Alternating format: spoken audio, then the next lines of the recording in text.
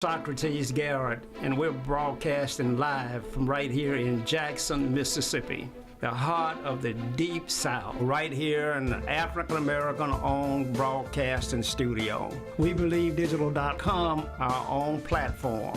And so it's critically important that in the African-American community, we control the narrative.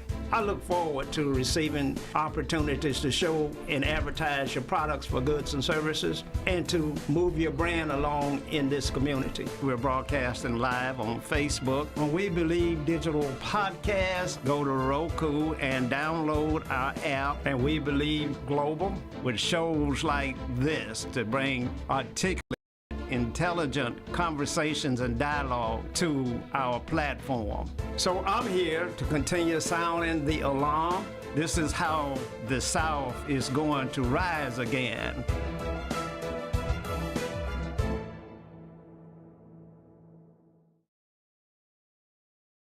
Good evening, and welcome to Socrates Garrett Live. We're broadcasting live from right here in Jackson, Mississippi, in the heart of the deep, deep South.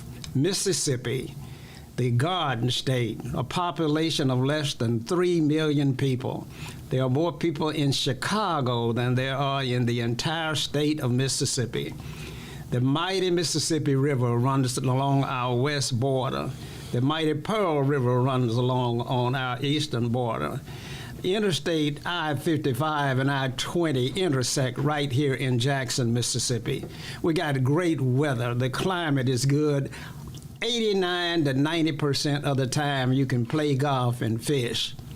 Then the question has to be, why are we not doing well? Why are we last in every major category that defines the quality of life for your citizens?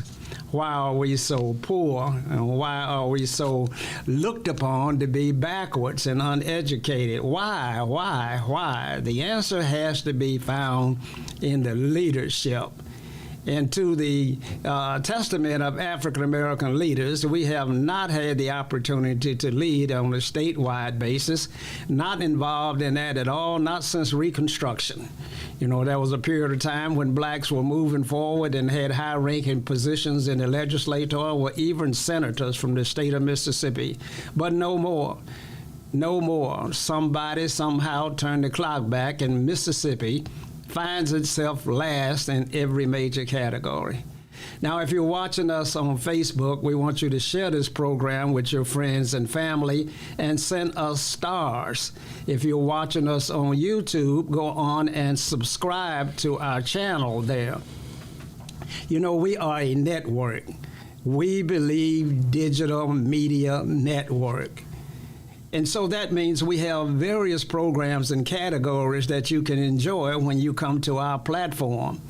You get to our platform by going to webelievedigital.com. There you will see categories of inspiration, religion, hot topics, and others. You scroll down a little bit further, you will see the internet radio station, We Believe Radio. That's right. We're broadcasting live on the radio 24 hours a day with some of the best music that you ever wanted to hear. We are especially grateful to Cassandra Wilson, who is going to help us to bring our jazz segment to life under We Believe Radio. We know it's going to be tremendously popular, and I look forward to us launching that playlist anytime here in the near future. We need your support. Nothing runs and nothing gets done by itself. Somebody has to make it get done. Somebody has to do it. Somebody has to take the lead to be the first one out front. You know, I pride myself on being the first one to get to the office in the mornings and the last one to leave every day. I think that is just as natural for me as it is for the sun to come up in the morning. I remember those days in the cotton field when we got up before day and picked cotton and then rushed back to the house where my older sister, Ethel Odessa, had prepared breakfast for us to eat. Rushed in to eat breakfast and off to the school. Picked cotton before school, and in the evenings when we got home, we picked cotton until it got dark in the evenings. Then my mother expected us to make A's and B's in school at the same time. No excuse. No room, no tolerance at all. Told you to do something one time and that was it. You either did it that one time or you found yourself getting up off the floor. Those were hard days. My grandfather had 5 boys, and all 5 boys ran away from home before they were 18. My mother eloped and got married long before she let her daddy find out she had got married. Tough times, tough people. We're soft today. We're real soft today. And I ask myself why. As always, I have my guest, my co-host with me, Dr. Eldridge Henderson, a man who needs no introduction, a man that is the most sought-after speaker in this entire region, the L. Henderson Real News Tour that he speaks. He's the guest speaker for your churches and community organizations and schools, etc. And I like to tell everybody that he's the real deal because he was born on a plantation. And now he's Dr. Eldridge Henderson, so not only is he educated, but he is street smart. That's a dangerous man. When you can survive in the streets and then you can survive in the boardrooms and the classrooms, you got to be something to be reckoned with. Dr. Henderson, how have you been? Well, I've been fine, sir. I've been doing real well, but I have one problem. I told you a few weeks ago. Today, it was fairly good. I didn't get no higher than 95% of all the activities that I had planned. So I'm going to have to go back to work and work until about 8 o'clock to finish, leave home with 100%, and I'll be ready to go back tomorrow. Where did you get that work ethics from? From my dad. My dad, similar to you. Now, you were born with a silver spoon in your mouth. I told you that because you had your own property. We lived on a plantation. That's a big difference. And we were raised similar to you, but it was just a little more work than what you had to do. You think you had a hard time. Eventually, you and your dad probably had a little money at the end of the year when you sold your cotton and your corn and so forth. We didn't have to sell ours. We just took it to the plantation owner, and he gave us what we wanted to have partially because we worked on shares. He took half of it, gave my dad half after he took out the money that my dad had borrowed throughout the year. So for 17 years on that plantation, my dad thought he was good 1 year, and come behold, he owed $50.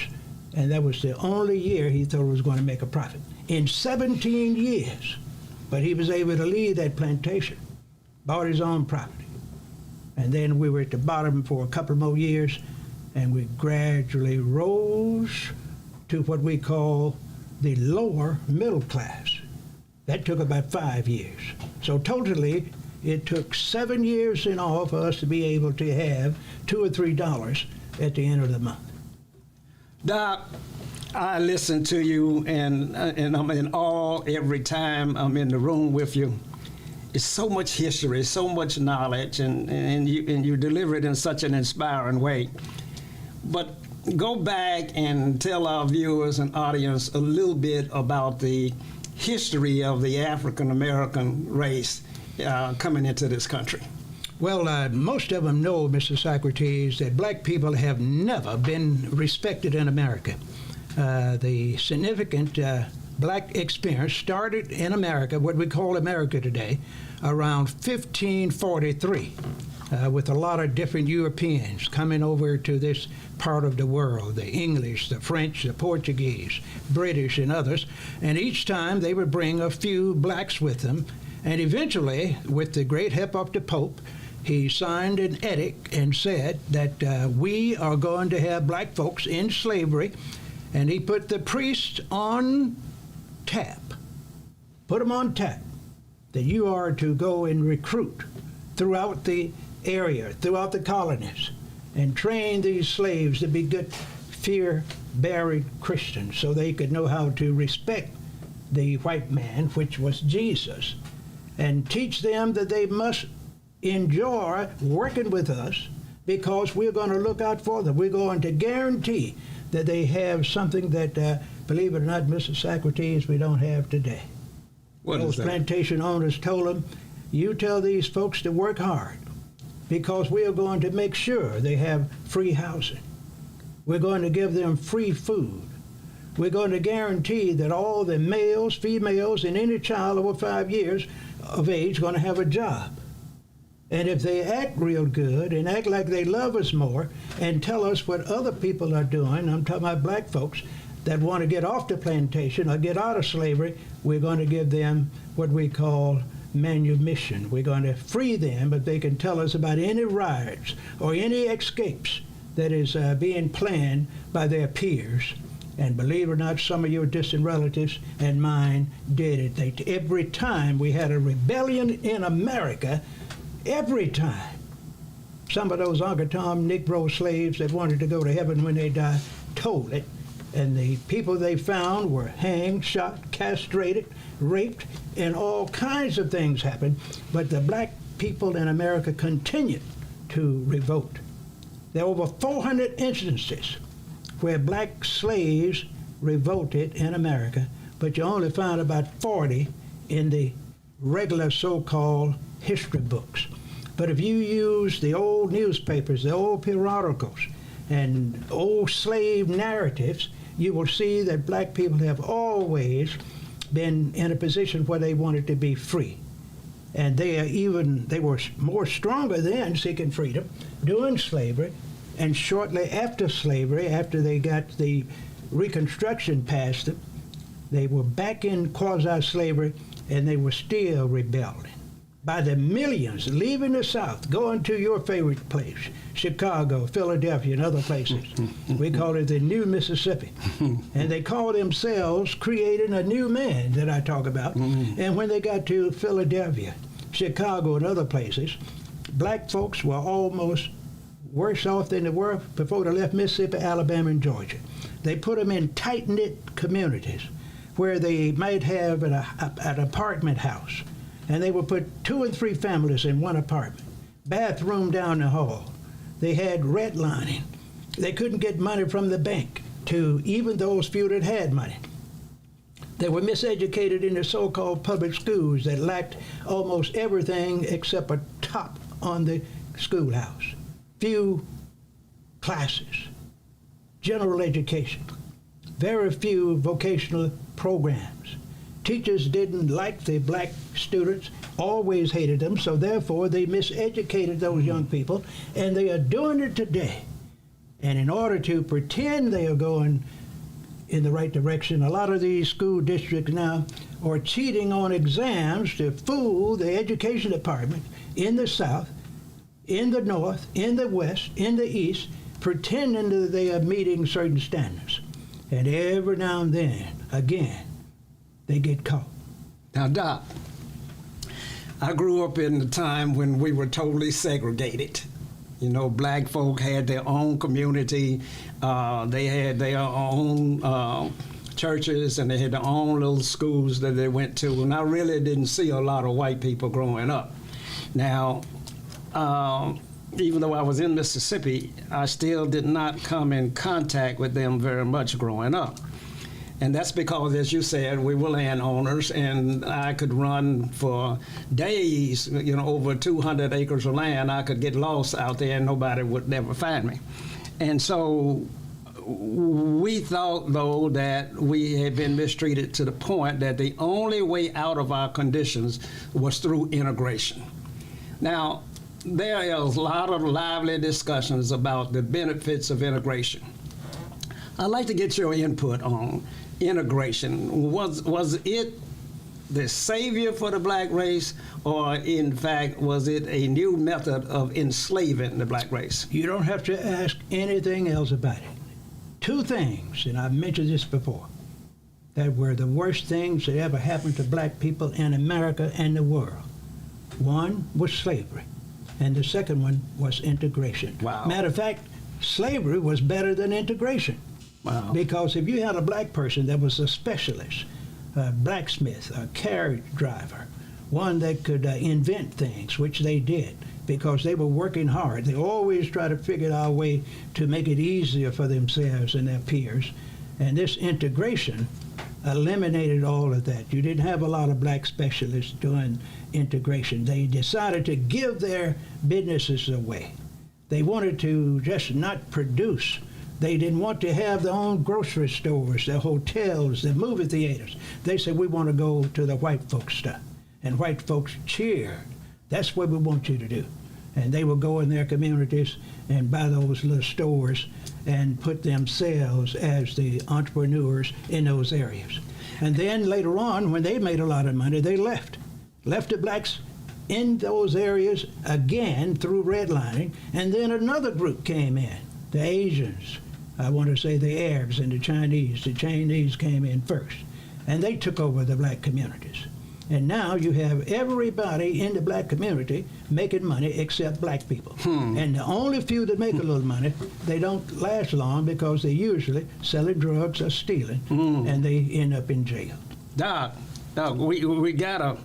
we gotta solve this riddle for our children. We can't leave this question unanswered, and we cannot not provide the solution, the method to get out of the situation that we're in. Now, I hear you talking about the fact that we're number 9 in the pecking order in terms of the ability to influence policy and decision making, and that we'll keep falling to the bottom. And so you say we're not respected anywhere in the world. Now, in fact, are we in fact last in the different diverse races in America? We are. We are number 9. Some people say we're number 10. If you look at the political... Who is ahead of us now then? Everybody. All the races. The first group, the so-called European white Americans. The second group, the Jews. The third group, Asians.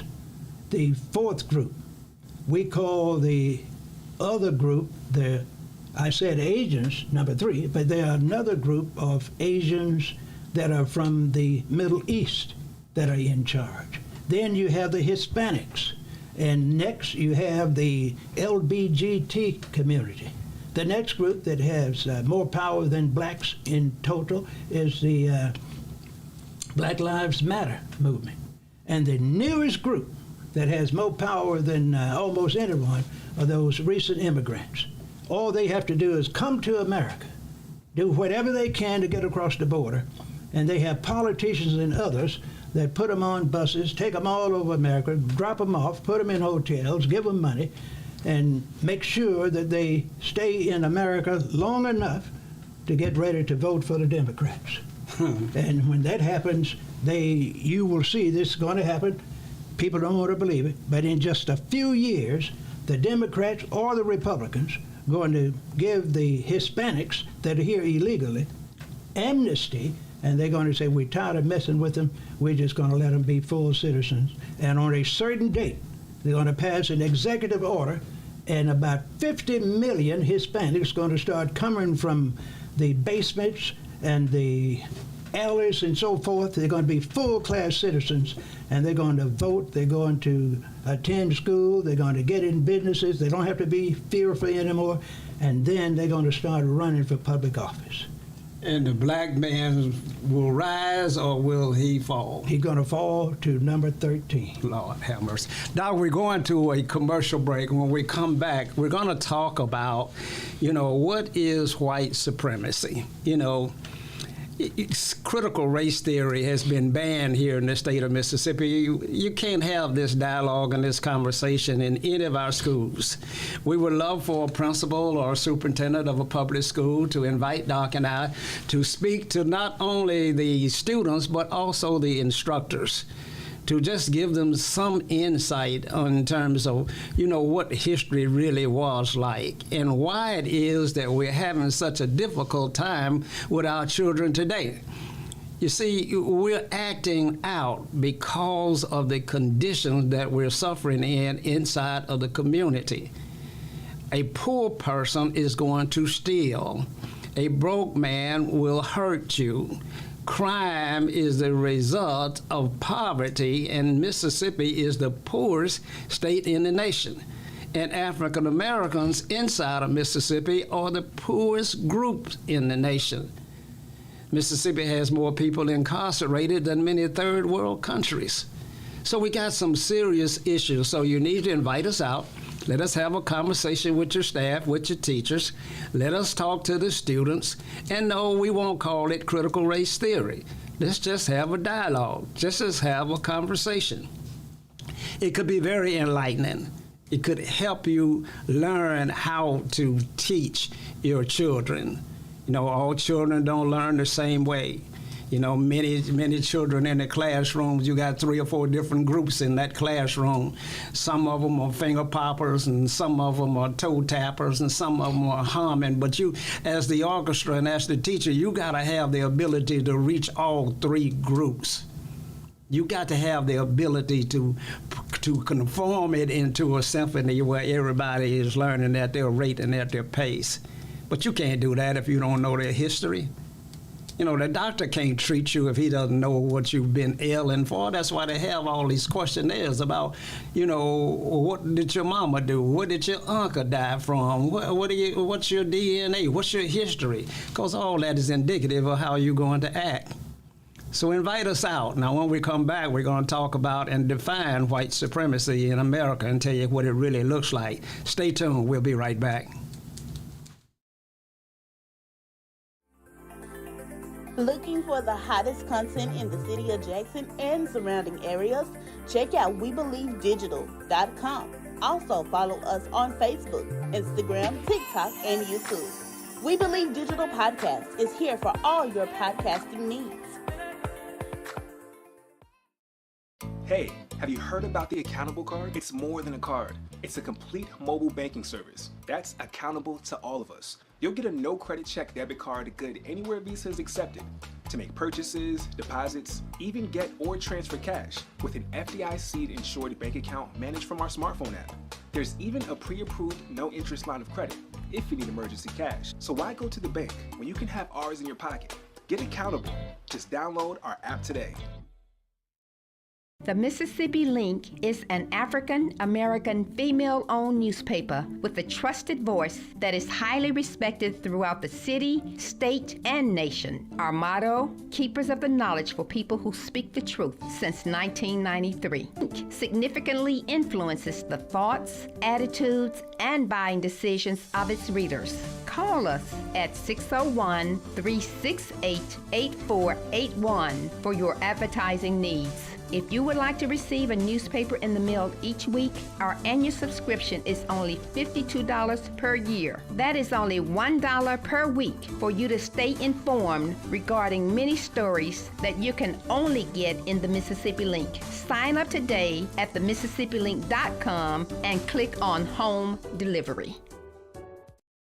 Welcome back to Socrates Garrett Live. We're broadcasting live right here in Jackson, Mississippi, in an African-American owned and operated broadcasting studio. Not many of these around. There are not many of these in the entire Southeast. So this is something special. We want you to participate. You can call us at 800-492-5186. If you're watching us on Facebook, we want you to share this with your friends and family. On YouTube, we want you to subscribe. Go to our very own platform, WeBelieveDigital.com, and enjoy this show as well. Now, we're talking about not the critical race theory, but we're talking about some things that need to be understood and taught to our community. Now, Doc, when we were leaving the first segment, we talked about the various groups that we needed to address and come out and speak to. I believe you had some thoughts on some additional groups. Most certainly. There are 2 groups that I get a chance to speak to from time to time that get nervous when we get up and start talking about the conditions economically, politically, and socially in Mississippi, in the South, in the nation, and in the world. That's the public schools and the black church. So I dare them to call us to come and speak to their people, the young people, the regular membership. And we don't want the preacher's day. We want to do it after church service, in the evenings, on Saturdays, anytime. We don't want to include ourselves on the roster during the preacher's service. We don't want to do that. And we want them to give us the questions they want us to address. And we will not charge them a fee. Any school or church during the next 90 days that call it for a speech, we will forego our speaking fee and talk to them about economic, political, social issues and the bad deal that's been going on, and that's miseducation, and teach them how to solve the problems in 30, 60, or 90 days in the church and in the schools. Now, Doc, we also mentioned that we were going to deal with white supremacy. I have a lot of white friends, a lot of white relatives.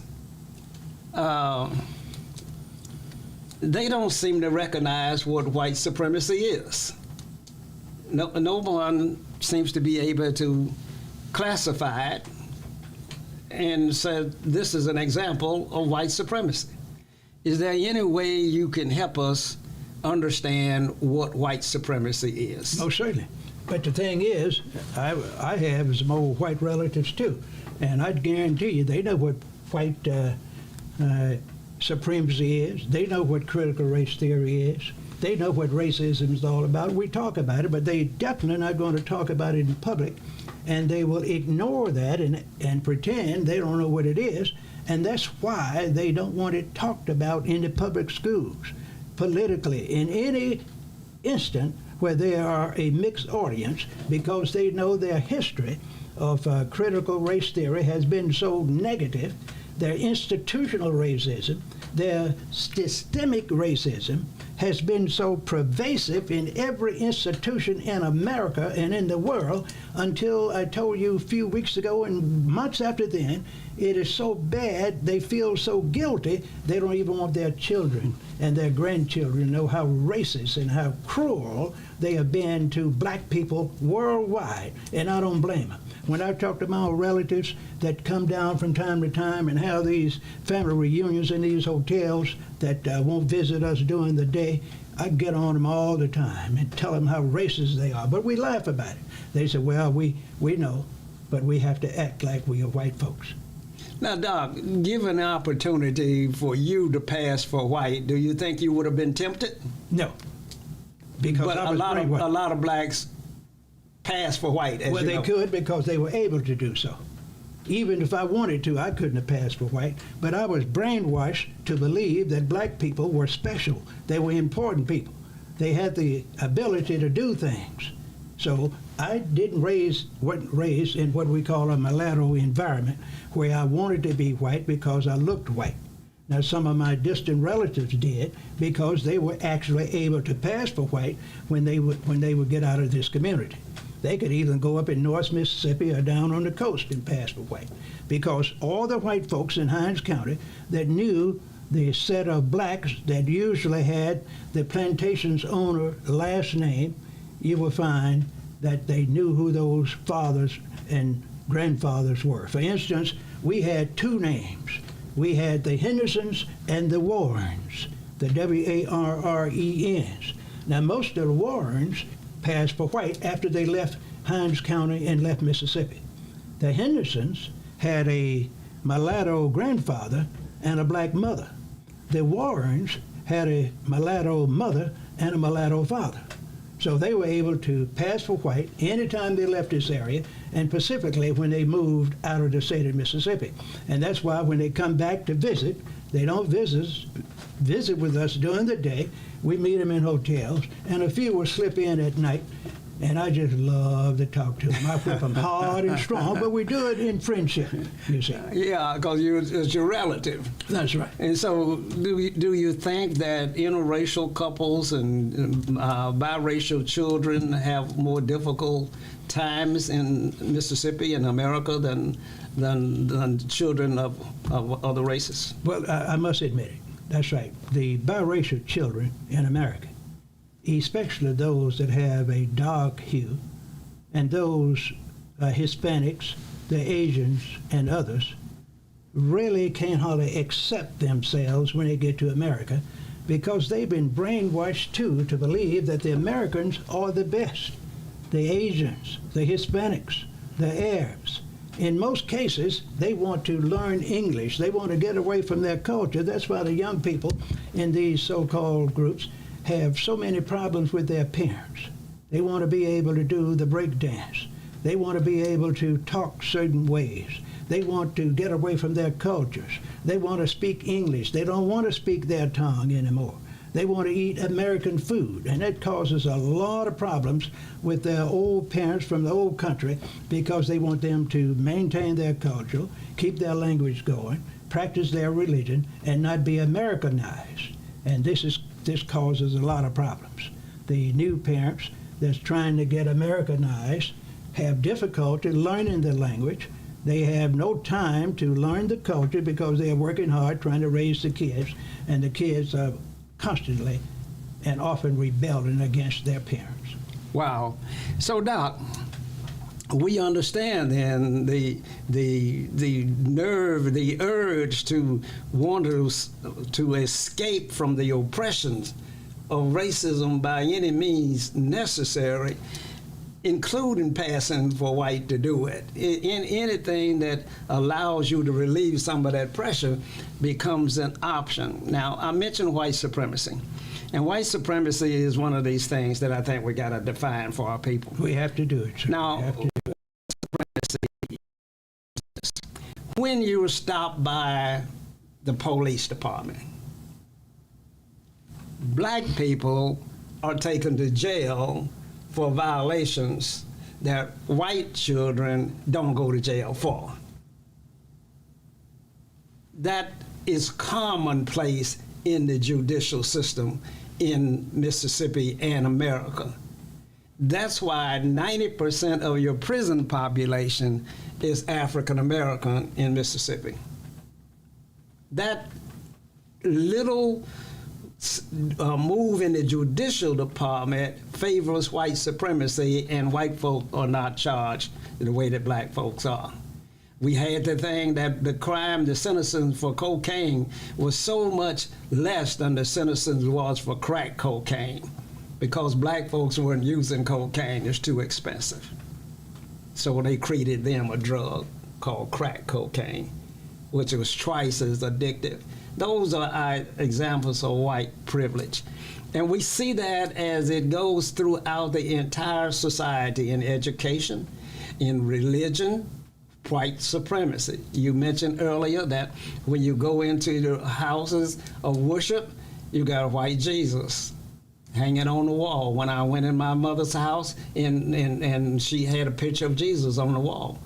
Every black person I know had a picture of white Jesus on the wall. And you would think that if you put up a photo or a portrait of black Jesus, that it would be called blasphemy and you would burn in hell forever. And most times they were taught by the preachers, the black preachers. They wouldn't have one in their churches because they wanted to be favorites to the white people. And they wanted to be able to be the go-between because most preachers during that period, especially when I came along, were favorites in the community for white people. They could call that black preacher in and tell him, after the preacher tells them all the things that's going on in the community, who is doing what, who the leaders are, and they would then tell the black preacher, you go back and tell John Doe he better stop doing that, we're going to pay him a visit. And that was usually the sheriff or a big-time white business leader in the community that were making money off black and poor folks.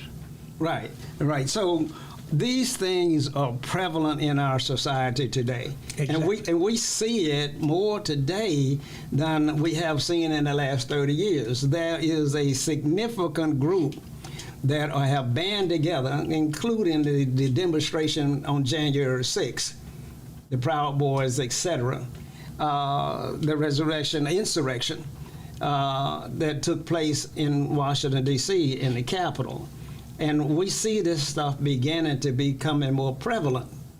And we see more examples of it every day, that there's a group out here that believes that they are superior to all other races and ethnic groups. And that's what happened in Germany. That's what created the scenario that we had there, where millions of Jews suffered under the hands of Hitler because of that theory of white supremacy. And that's what happens in Mississippi when your Mississippi legislature crafts laws that say that they will appoint judges to rule over black folk in a majority black town while you don't even have the ability to elect them, and prepare a special place to have court and have your trial and your case there in a special place by an appointed judge by the governor of the state of Mississippi, and you're off to prison and nobody even knows where you are. Let me tell you what's so bad about that. Because of the lack of black leadership. Black people allowed it to happen. You have not seen the state legislatures, the black legislators, which are 99% Democrat, protest against this kind of thing. We have pulled the voting record for some of these laws that you just mentioned. And some of the black people in the legislature, the Senate and the House, voted for those laws. Some personally told me, well, we voted for these laws. We didn't want to do it because we knew that if we vote for them, we have a platform here and there that we want them white folks to vote for. But they never got a majority vote of any major legislation that the black people wanted. And only one time did black people protest and walk out of the legislature. I think a group of black senators did it, but no one else. They are afraid to exert their leadership.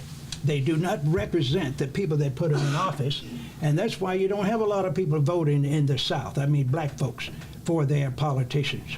In Mississippi, and especially in Hinds County, and we had the stats, I've shown it to you, you have about 29% of the people voted during the last major election, that was in 2022. And this past week, you had less than 29% voting in Hinds County. So the same people vote for the same incumbents in most cases, but there was a slight change in Hinds County because our incumbents were so bad, so negative, exhibiting such negative leadership, fussing and fighting and cussing all in public instead of being statesmen and negotiating with their peers doing the closed doors or behind closed doors, and then coming out with some legislation, being transparent about what they have to provide for the people. So we're going to talk about the elections, and we're going to talk about it on a national scene and then bring it down to the local level. Your point that you're making is that black leadership is complicit, has been compromised, no longer stands for what is right and what is good in our community. How did that happen? It happened because of integration. Okay. There have always been favored blacks. Martin Luther King could holler and squall a little bit, and he would get the national leaders to pass a housing bill, a voting bill, or something called a civil rights bill. Then you find that he was considered a favorite because he was seeking integration. But this same man, when he started thinking about his situation, he decided to outperform Malcolm X. He was talking about independence, economic independence. He was saying we don't need to have all these wars and spending money all over the world fighting each other. He started to say we need economic parity in America. We need human rights. We need economic rights. We need jobs, high-paying jobs, livable wage jobs. We're tired of all this duplicity that is being promoted by the white folks in America. And what happened to him? Well, he was given eternal rest. Eternal rest. And people will lie and say Martin Luther King Jr., the great doctor, Malcolm X, Fred Hampton, and all those folks gave their lives for freedom. That's the biggest lie in the history of the world. Those guys and thousands of others didn't give their lives for freedom and justice. Their lives were taken by a bunch of savages that wanted to promote racism, institutional racism, and they wanted to be able to stay in control, and they are very good at it. And the way you do that is kill your opponents, put them in jail, or give them a government job. So all those they didn't want to kill, they started giving them government jobs. They let a few run for the state legislatures. And then a few got to be on the national level in the legislature, the Senate and in Congress. And a few were given ambassadorships in Africa and other places at the United Nations. They even allowed a few of the blacks that were compromising and not too radical to be mayors of black cities. But they say, now this is what we want. We're going to give the blacks a chance to be mayors of the big cities, and we are going to make sure they don't have the economics to promote equity and fairness, and we are going to squeeze them out and make it so bad until even the black voters don't want them in office, and we're going to take over again. But we don't want their area as they have it. We're going to come in and rehab it and price them out of the market, and they will not be able to live in the area that they were living in for the last 50 years. We're going to raise the prices. We're going to build new schools, but they're going to be private schools, and we're going to put a fee on it that they can't afford to send their kids. So therefore, since they can't rent the new housing we want to put up, they can't send the kids to the private schools because the rates are too high, or the admission is too high. You got to take a test to get in, and you're going to find the black people gradually disappearing, going to the urban and what I call the inner city relocation camps. Today we call them the ghettos. But they're not going to have a lot of ghettos in these big black towns in the next 50 years. They're going to be locked out. Doc, we were able to escape, a lot of us, because of the military. Exactly. I don't see any method of escape for blacks today. It's not, especially not in the military. Now, you know, when we went to the military, if you had 10 toes and 10 fingers and could say, yes, sir, you were able to pass because they needed us for war. They put us in infantry, put us in transportation, or made cooks out of us. That's for the majority of the black soldiers. Now, they don't need a lot of black soldiers. They need smart soldiers. So anyone that can pass a test to be up in Washington or Virginia or some other area and fight the war in the Middle East sitting behind a desk, you know, with drones and computers and nuclear weapons, which they have all over the world in the big nations, and sooner or later somebody's going to use them. And the person that used the first bomb that killed thousands and ruined millions, you know, was the great United States. Wow. Now we're up against a hard break. We have a commercial coming on in just a second, but you're watching Socrates Garrett Live. We're broadcasting live from right here in Jackson, Mississippi on We Believe Broadcast Network. We're going to a commercial break, and we'll be right back.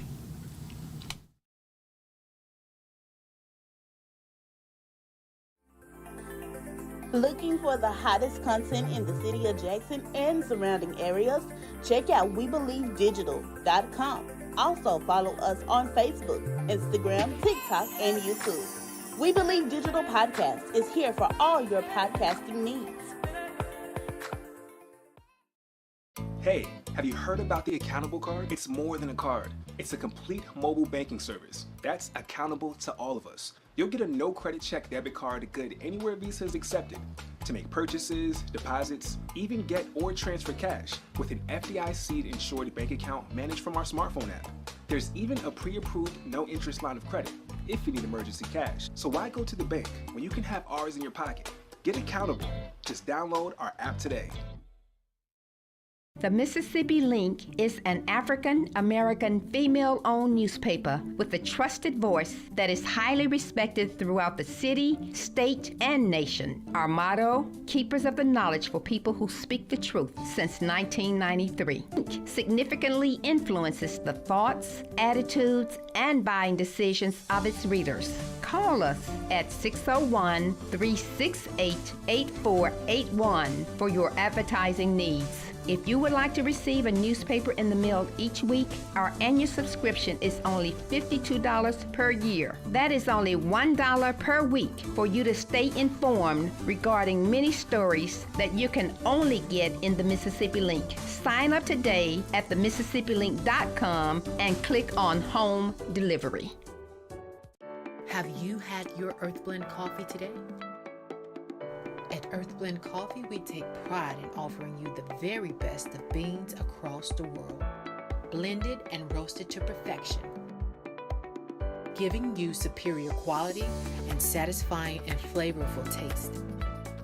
Experience the world in one cup with Earth Blend Coffee. To order, visit earthblendcoffee.co now. Welcome back to Socrates Garrett Live. We're broadcasting live from right here in Jackson, Mississippi. Now, this is our final segment of this evening show.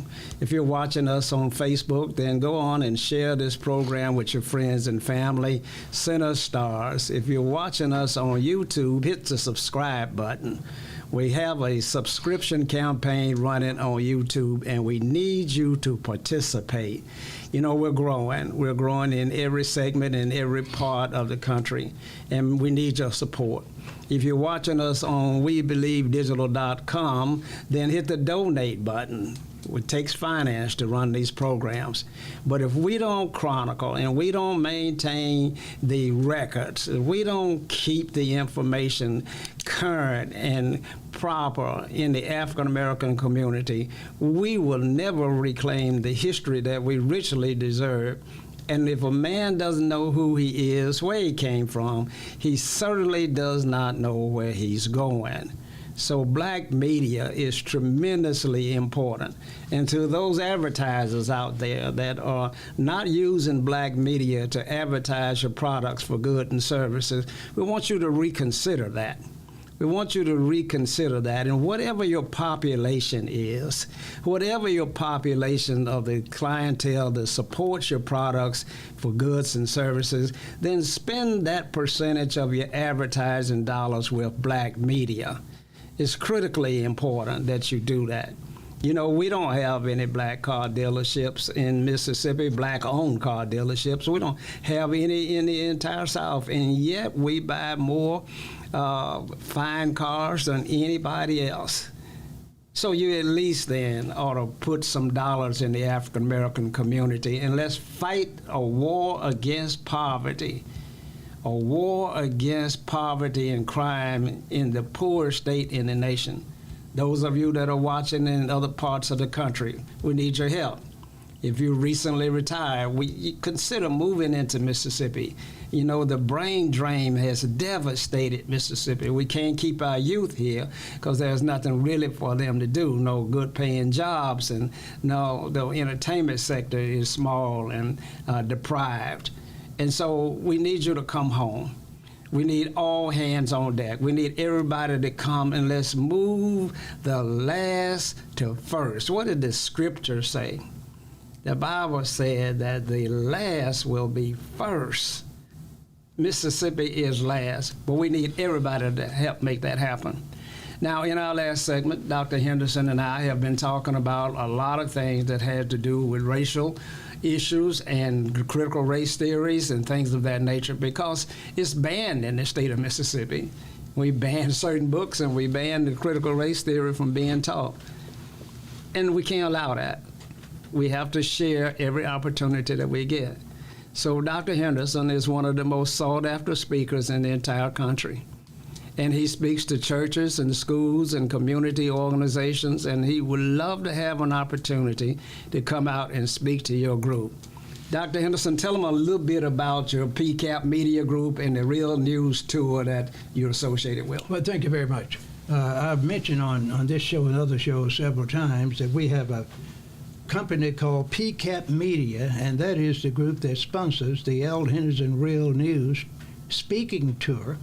And we are in a position to go to any school, any church, community organization, family reunion, and talk about 5 things and integrate those things into one thesis, and that is, if black people do not control 5 areas of activity from birth to death, they will never become a real respected citizen in America.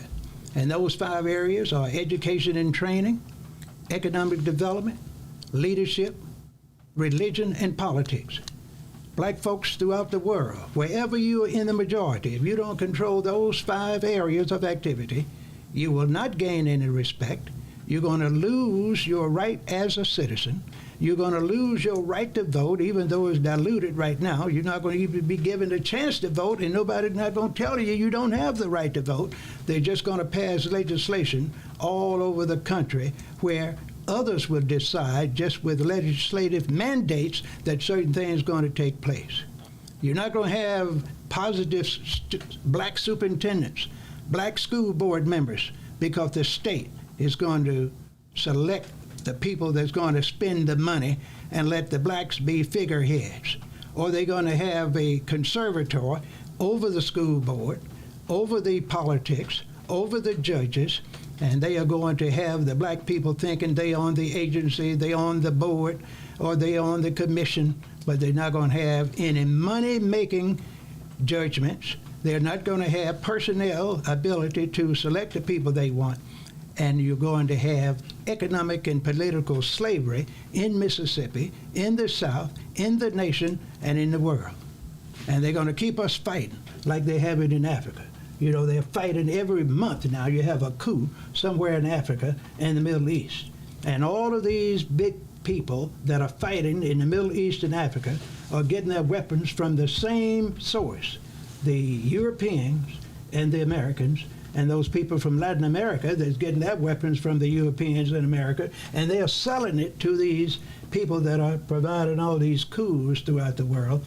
And if you look at the research, you'll find that they identify where the weapons are made. When you find abandoned weapons, and they come from European nations, the Americas, and other so-called European countries like Canada and others.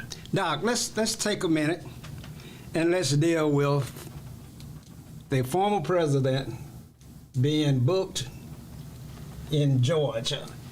I believe it was a black DA down there, district attorney, that decided that he needed to come in to the jailhouse and actually be booked and have his mugshot taken and put out all over the country. What is going on in America? Well, that black district attorney is saying to himself, my great-great-grandfather, my grandfather, my brothers, my uncles, my sisters were all given an opportunity to do the same thing that we're going to give Trump an opportunity to do. They're going to be sent or encouraged to come to the jail, take a fingerprint, and get a mugshot taken. And since I'm in power now, I'm going to demand that he does it.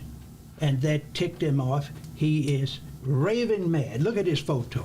He wants to grab a piece of iron and chew on it. He was so mad. Because he says, I'm the former president. I'm not guilty of anything. You violated my rights.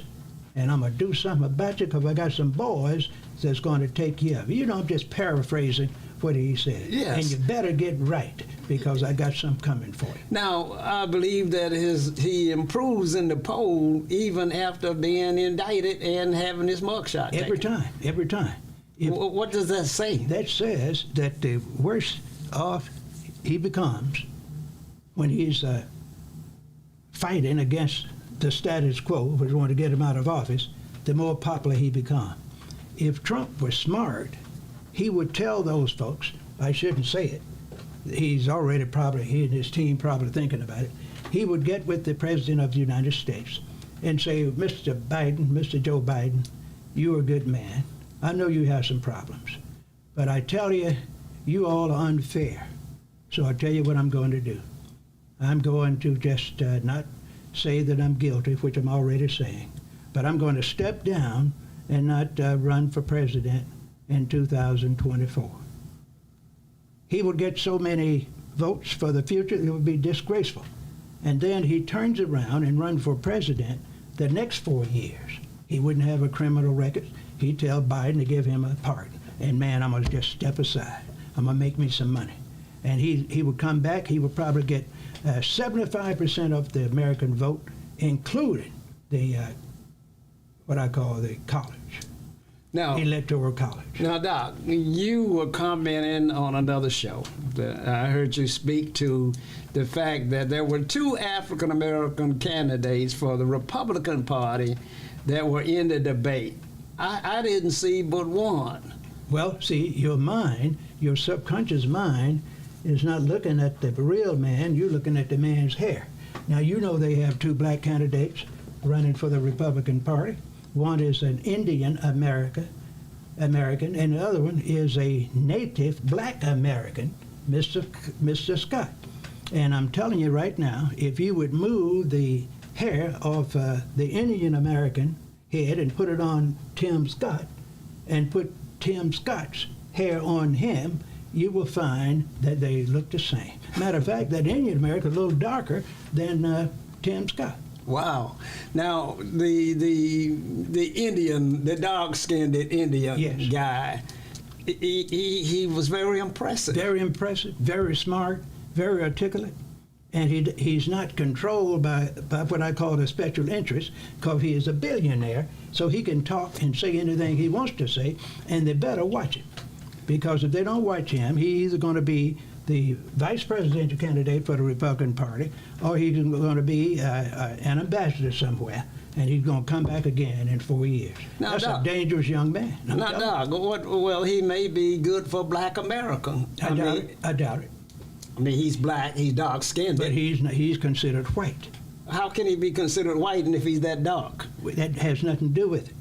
It's because the Americans are going to have all the people in this country from other countries considered white if they're not what we call a native black American. Wow. That's why they're going to keep that population up. A lot of white people are afraid that they're going to be outnumbered by the minority. That is not going to happen in America. You all have been reading that for a few years. White folks have always figured out a way to have a white majority. So all they're going to do is just let the high yellow people, the Asians, the Hispanics, and others that are not black as Tim Scott or this Indian that's running for president of the Republicans, they're going to be considered white. Now, Doc, let's think about this for a minute. The Republican Party has two viable black candidates running for president.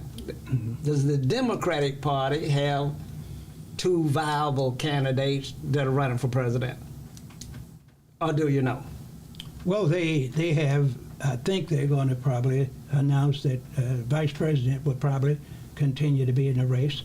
They have several other blacks that's declaring themselves to be a candidate. They have non-Democrats that are going to be running that are black. You probably have a few libertarians that's going to be black, and they're just going to get 1 or 2% of the vote. But you're not going to have no more than two major black Democrats running for office, and they are not going to win because they are not going to have any more black presidents in America for a while, and they're going to do everything they can not to even have a Native American black vice president. Now, Doc, the fact that I have not heard of a black running for president on the Democratic ticket causes a little concern. Does that mean that blacks are moving to the Republican Party at a greater rate than in the past? Well, of course. Now, it is semi-secret. I know a lot of black Republicans right here in Mississippi. Now, some of them were running for public office in Hinds County, but they signed themselves as Democrats because they want to win. But I guarantee you, when they get in the House and when they get in other positions in judgeships and things, they're going to be thinking conservative, and they're going to be voting for the status quo. Now, I remember in the race for lieutenant governor in the state of Mississippi between Lieutenant Governor Holzman and Senator Chris McDaniels, that the strategy was that blacks ought to vote in the Republican primary. Are blacks prone now to infiltrate the Republican Party on a national scale because, one, they believe in the Republican philosophies and principles, or two, they just see it as a strategy to defeat who they don't like? Well, they give you the fact, and what I have been hearing from black people, they are afraid to do that because they're going to get a lot of backlash from their friends and relatives. You know, their black friends and relatives. So what a lot of the blacks are doing, they're just going in, voting Republican, and pretending they're Democrats. But Wow. in the next 8 or 10 years, you're going to have about probably 15 or 20% of blacks going to declare themselves Republicans, and that's what they ought to do. And then they can start negotiating with the Republicans to say, we want certain jobs on the Supreme Court. We want so many ambassadors, not only in Africa, but in Asia and Europe. And we want jobs as the secretary of various high-profile departments on the national level. Say we want 3 here, 4 there, 10 there, because the president has 4,300 jobs he can just appoint any president without a clearance. Just appoint them, and then they automatically give them a clearance where they can be able to work with the federal government. Now, Doc, let's move to local politics a little bit. We're running out of time, so we're going to move quickly. There's a supervisor's race in Hinds County in Mississippi that has garnered a lot of interest. Now, Supervisor David Archie has contested his loss to the candidate, Mr. Smith, who was a newcomer to politics and defeated him handedly. What do you make of Supervisor Archie's claim that there was corruption in the election? Well, it might be corruption, but he has to prove it. And I'm very sure he's not going to be able to prove it enough where when he goes to court, the system going to vote in his favor. That's just not going to happen, in my opinion, and from past references that I've seen. When certain people are too strong, you will find that the other group don't want them in office. When they verbally say what they're going to do, that I'm going to help my people, those kind of Negroes are cast aside. So the man that beat him strong. It was a very strong whipping. But this guy can't miss 1 minute sleeping because he has a strong opponent just waiting to whip upon him in a few weeks. Wow. That had previous supervisory experience. And people are going to be surprised how this new man going to be attacked because his opponent, I think he is an independent, going to say this man has no experience. He's not qualified to be supervisor. And you all need me because I have prior experience. I have done so much for this district, and he is going to name the things he has done. And that's Supervisor Dermot Quarter, a former supervisor that's running as an independent. That's so we'll correct. keep our eyes on that race. Explain to me what happened to Credell Calhoun, the gentleman that has been in political office either at the city council, the state legislature, or as a supervisor for over 30 years. He was defeated handedly, well, narrowly, by Deborah Dixon. What happened there? Well, there are a lot of internal politics that has been developing for years. Mr. Calhoun is one of the smartest politicians in Hinds County in the state of Mississippi. He knows how to build coalitions. He knows how to put compacts together. He knows how to put memorandums of understanding together. He knows how to collaborate with others in any group. You heard me say any group? Yeah. And sometimes when you do that, you have your bond spread too thin. Oh. Because he is a deal maker, a policy maker. A man with 40 years of experience in politics can go to certain people and say, you shouldn't run for this office, you ought to run for office X. And when you know anything, you do this for years and years, and one day, when you get spread too thin, you forget about yourself, and then you lose. Now, we're not going to have time to go through the rest of the races. Time just flies by, but we certainly want to talk about that, and we will do that on our next show. We're going to be increasing the number of times that we come before you. Dr. Henderson, we're looking forward to you having your show, launching your show here on the air as well. Thank you. And we know that it's going to be a tremendous success. And so we're going to come back and we're going to cover these things on future shows that are coming. Doc, any final words from you this evening? Well, I dare the people to call us, Mr. Socrates, and you're going to be with me most of the time. We dare you to call us and say, come and speak to us on those 5 issues that I mentioned: schools, family reunions, churches, and community organizations, anywhere in Mississippi. We will not charge you a fee. You give us the questions you want us to address. We will give you an opportunity to ask questions, and we'll give you solutions where you can start changing your economics, your education, your religion, your leadership potential and your politics in 30, 60, 90 days and give you specific information. And if you want to prove it and see that I'm telling you 100%, call us at 601-201-1957, and we'll go anywhere in Mississippi free of charge and talk to you folks.